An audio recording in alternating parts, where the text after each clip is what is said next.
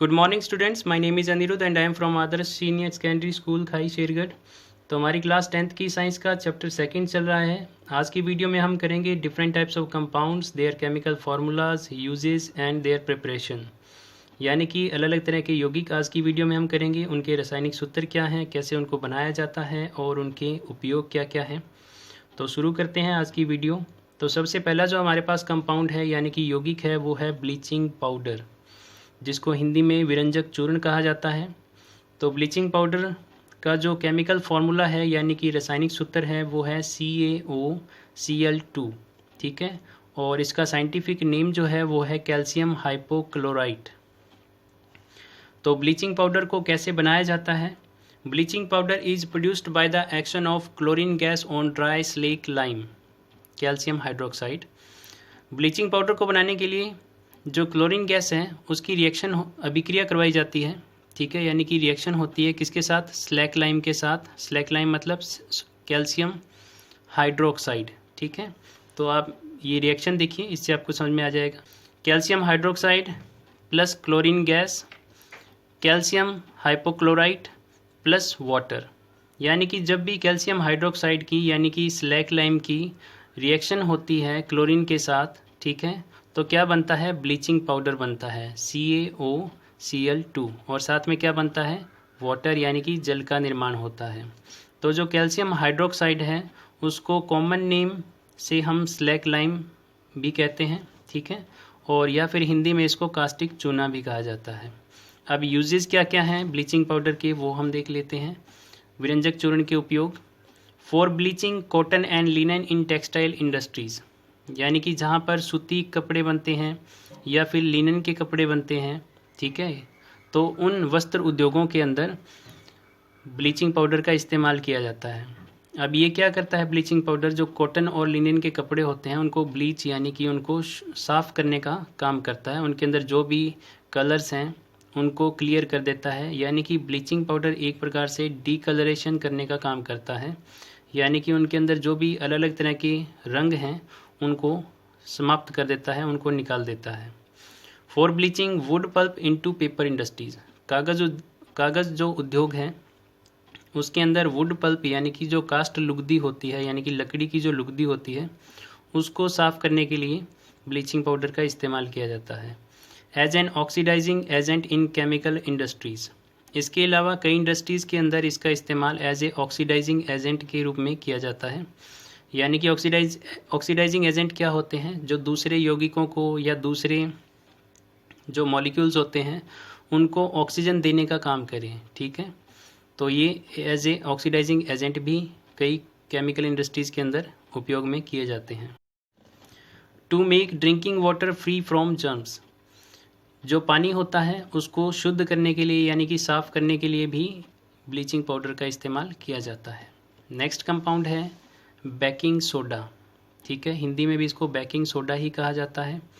इसका जो chemical formula है वो है NaHCO3 और साइंटिफिक नेम जो है यानी कि रासायनिक जो नाम है इसका वो है सोडियम हाइड्रोजन कार्बोनेट।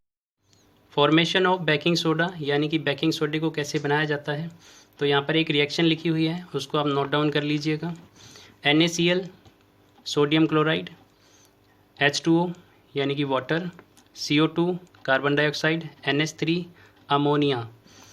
क्या बनेगा? NaHCO3, जो कि हम पहले भी देख चुके हैं। ये क्या है? Chemical formula of baking soda, ठीक है। तो ये बेकिंग सोडे का रासायनिक सूत्र है NaHCO3। तो जब भी सोडियम क्लोराइड के विलयन की अमोनिया के साथ और कार्बन डाइऑक्साइड के साथ रिएक्शन होती है तो क्या बनता है? सोडियम हाइड्रोजन कार्बोनेट यानी कि बेकिंग सोडा। और साथ में बनता है अमोनियम क्लोराइड। यूजेस क्या क्या है बेकिंग सोडा के देख लेते हैं। For making baking powder, baking powder को बनाने के लिए इसका इस्तेमाल किया जाता है, ठीक है। As a antacid to neutralise excess acid in the stomach, antacid के बारे में हम पहले भी कर चुके हैं। एंटासिड क्या होते हैं? जो एसिड को न्यूट्रलाइज कर दें, ठीक है, यानी कि एक प्रकार के बेस होते हैं।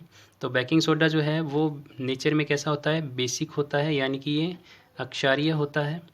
तो ये एज ए एंटासिड इस्तेमाल किया जाता है स्टमक के अंदर एसिड को न्यूट्रलाइज करने के लिए। It is also used in soda fire extinguishers. इसके अलावा जो अग्निशामक यंत्र होते हैं यानी कि आग बुझाने वाले जो यंत्र होते हैं, इनके अंदर भी बेकिंग सोडा का इस्तेमाल किया जाता है। नेक्स्ट है हमारे पास जो कंपाउंड, वो है वॉशिंग सोडा, जिसको हिंदी में धावन सोडा कहा जाता है। केमिकल फार्मूला क्या है, यानी कि रासायनिक सूत्र धावन सोडा का क्या है, Na2CO3 × 10H2O। ये जो यहाँ पे पॉइंट लगा है, इसका मतलब क्या है कि 10 जो मॉलिक्यूल है यानी कि 10 अणु जो पानी के हैं वो Na2CO के साथ बाउंडेड हैं, जुड़े हुए हैं, ठीक है। तो ये डॉट आपने इस फॉर्मूला के अंदर शो करनी है। अब कैसे बनाया जाता है, by recrystallisation of sodium carbonate. Recrystallisation का मतलब होता है कि जब इम्प्योर कोई सब्सटेंस होता है यानी कि अशुद्ध कोई जब पदार्थ होता है तो उसको शुद्ध करने के लिए रिक्रिस्टलाइजेशन किया जाता है, ठीक है, यानी कि शुद्ध करने के लिए इस विधि का उपयोग किया जाता है। तो जब भी सोडियम कार्बोनेट का रिक्रिस्टलाइजेशन किया जाता है, sodium carbonate Na2CO3 sodium carbonate, ठीक है, प्लस 10H2O, तो क्या बनेगा हमारे पास, धावन सोडा यानी कि washing soda. Uses of washing soda, यानी कि जो धावन सोडा है उसके उपयोग क्या क्या हैं। It is used in glass, paper and soap industries. तो इसका इस्तेमाल किया जाता है कांच की फैक्ट्री में, कागज़ की फैक्ट्री में और साबुन बनाने की फैक्ट्री के अंदर। It is used in manufacture of borax, borax जिसको हिंदी में सुहागा कहा जाता है, ठीक है।